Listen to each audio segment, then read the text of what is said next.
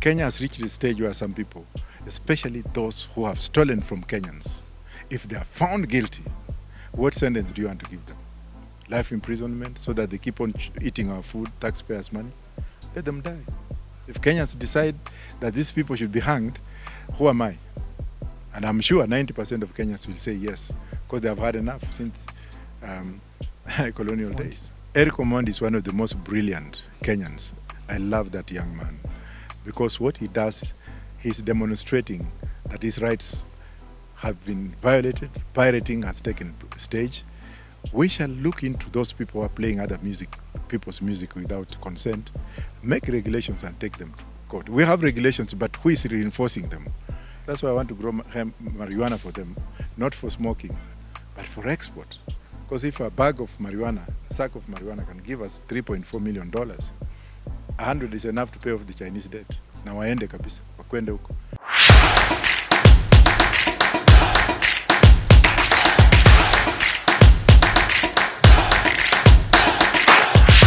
Channel, today we have met with one of the professors in Kenya. Hello sir, mambo vipi? Salama sana, salama. Kwa wale ambao kutambui kule nje unajulikana kama nani? Mimi naitwa Wajackoya, George Wajackoya. And you are a presidential hopeful in Kenya? Yes, yes. Why did you choose the presidential seat and not any other political seat? Well, I think that's where I fit.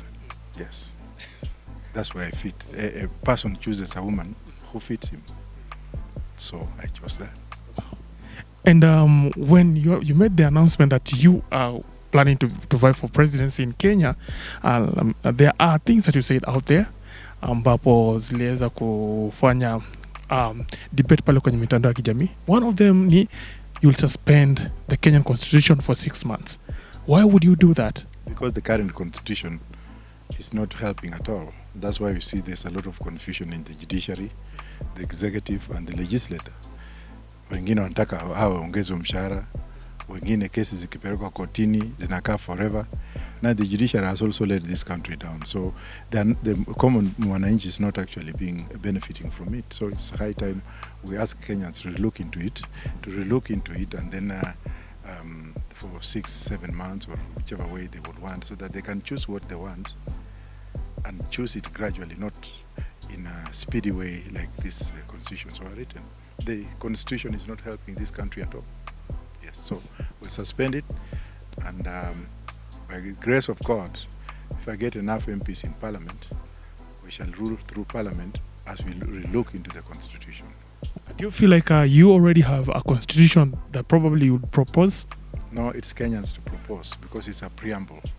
It's them Kenyans plus myself and yourself. I cannot come in and say that I want this kind of constitution.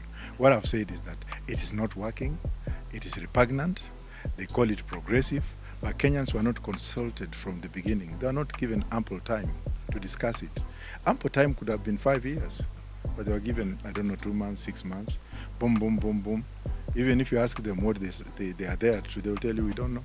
It's only our politicians who said yes, because so-and-so said yes, I voted yes because of so-and-so. Ignorance preceded the constitution. It was a tug of war between those who did not want it and those who want it. That means all Kenyans did not actually adhere to it.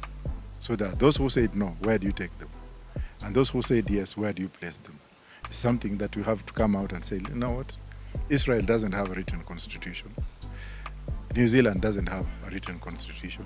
Canada doesn't have a written constitution. UK, which doesn't have a written constitution, had reasons to write as a constitution into a piece of paper and give to them, let them govern themselves with that. Come on, give me a break.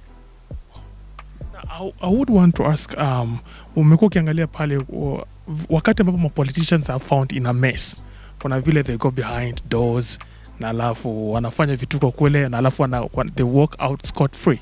How are you going to deal with such cases once you become the president? No, you could have asked me a question on corruption, and my intentions are very clear. I'm going to do what has worked in other countries.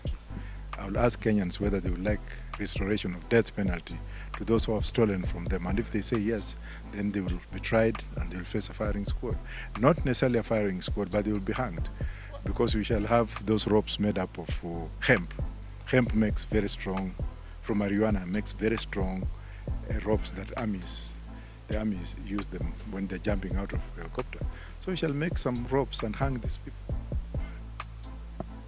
Don't you think that would be quite heartless? What do you mean? What is heartless with somebody who has stolen from you, leaving you in poverty? Kutokea na human rights activists vitu kama human rights, hiyo ni wazungu.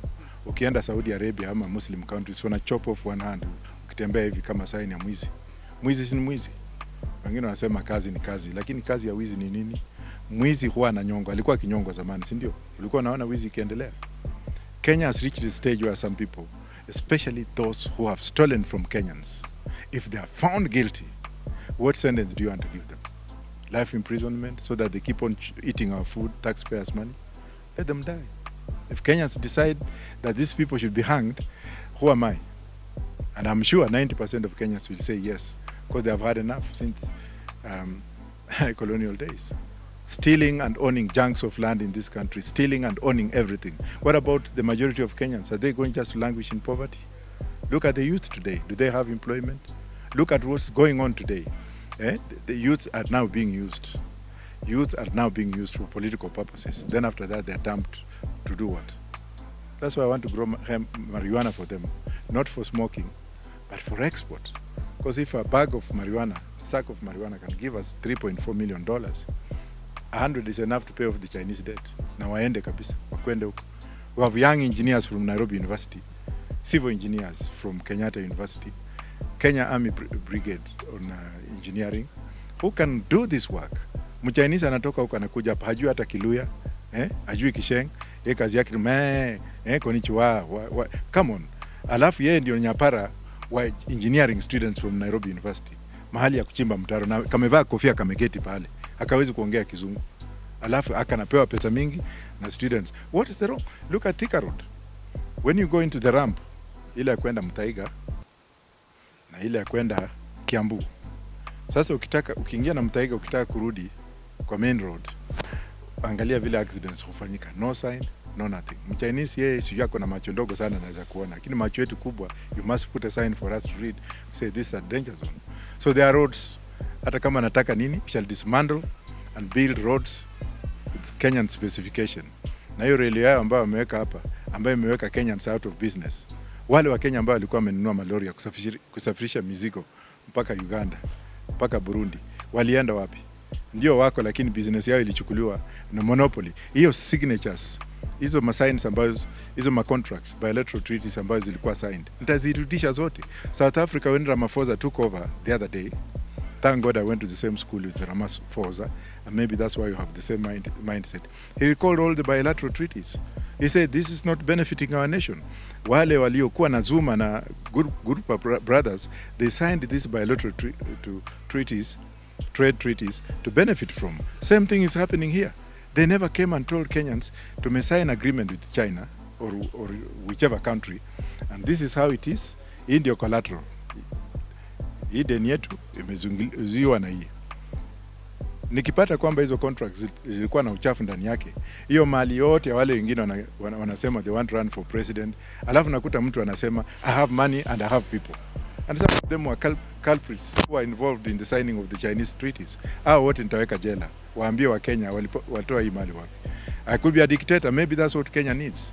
But for sure, the young people are dying. The young people today have no employment. The young people, instead of following their dreams, their dream is being manipulated. And if this is what you call incitement, what have you so it be? The truth is, there's massive unemployment in Kenya. And that's why we need a 24 working economy, 8 hours shift. Ndio watu wapumzike siku gani? Siku ya Alhamisi. Waislamu wawe na siku yao ya kwenda kumwabudu Mwenyezi Mungu, because hawa wanapewa tu kasaka moja ya kuabudu, and that's lunch time they are supposed to eat. Seventh Day Adventists wanakaa church the whole day on Saturday. Wakristo wengine wanaenda Sunday, alafu wako na Christmas. Muislamu amenyimwa haki yake. Kwa nini asipewe siku yake pia kaa hivyo? That's what I'm looking. If that's what we call radicalism, so it be. But it's the truth. Now, talking about wakati ambapo wa Kenya wanakosa employment, most of them normally run to the art and entertainment industry. Now, how we are going to change the art and entertainment industry in Kenya, you as the president? Panda hii vitu yote, hii yote nitatoa. Hii yote hii ipelekwe Naivasha. Kule wazungu wanaweza kuja wakanunua zikawekwa kwa ndege zipelekwe kwao. Right now we need money in the pocket. If we have enough marijuanas here and controlled by legislation, you can harvest kagunia moja uko na milioni zako $3.5. You can do what you want in the entertainment industry. Look at what rappers have done in New York, and look at Jamaica. People are free, they sing their lives every day, and they have enough money and resources to do that because the countries cater for them. Now, if you go to New York, let me retract a bit. New York now has got areas which are designated for smoking a joint, but it's controlled. In America today, painkillers are being replaced by marijuana. They are copying what our ancestors used to do. Mzee kama alikuwa ni mzee kabisa, anaenda anachukua msala kidogo, anaweka hivi, anaweka kibiriti, anafanya hivi. Fine. Mtoto akiwa na missiles, anamwagiwa kwa maji, anakunywa kidogo, ingine anapakwa, imeenda. So, our herbal system and our heritage has to be rejuvenated. Lakini mzungu alikuja na vita yake, anatengenezea sigara ya Philip Morris. They have been fined trillions of dollars in the US. Anatengeneza sigara yake, na kwa ile pakiti anakuandikia death sentence. Ukivuta sana, ukifikia hii utakufa. Have you ever heard that marijuana has killed anybody? Have you heard that mtu amepiga hiyo kitu alafu ameingia kwa gari, ameenda amekosa accident? Have you ever heard that a woman who is pregnant, who is very pained, ana smoke hiyo mtoto ametoka? But that is for recreational purposes. I'm talking of industrial and medicinal to get Kenya out of debt. Morocco just legalized. Initially it was doing illegal trade, and they were getting $70 billion. $70 billion. Uganda just legalized. Rwanda legalized. South Africa legalized. Mozambique is in the process of legalizing. Holland legalized it. In the US, states are legalizing them. Na hapa tumekaa because sisi ni Wakristo, tunafanya namna hii kila siku. Hiyo ni mbaya, watoto wetu watavuta. Have your mental status checked. Kama unafikiria mimi mwenyewe namna hii, go and find out why this man is saying things that could be radical. I'm just telling you, ukitaka mtoto wako aende shule vizuri, wacha tuwe na pesa ya kutosha nchi hii. Tusiwe tuna depend kwa nchi za kigeni, nchi za mataifa. We want our youth, who are the majority, to know that they will have money in their pocket when Professor Wajackoya takes over the president and legalizing marijuana for export and medicinal. Now, last question. Since juzi tumekuwa tukiwa na one of the comedians known as Omondi, ampeleka campaign pale parliament, anasema kwamba kuna vile muziki wa Kenya uchezwi na Kenyan content ichezwi. You as the president, the hopeful president of Kenya, what are you going to do about that? Kulingana na madai ya Omondi. Omondi is one of the most brilliant Kenyans. I love that young man because what he does, he's demonstrating that his rights have been violated. Pirating has taken stage. We shall look into those people who are playing other people's music without consent, make regulations and take them to court. We have regulations, but who is reinforcing them? We shall make sure that the likes of Omondi wanapata haki yao kabisa, na mkimpata mumsalamie, mwambie kwamba hata yeye serikali ambayo inakuja, I would like the likes of Omondi, who have demonstrated before the public that what the government is doing is wrong, and it is wrong, and it's wrong. Omondi, wherever you are, may God bless you. You are my son. I love you very much for what you are doing. If they think that is radicalizing stuff the way they are calling me, so it be. But when the right time comes, we shall shake hands and make this country great again, make the youth and the young people to liberate themselves with the music and have them be paid, and be paid properly. Thank you so much. Thank you so much. I appreciate you. Asante.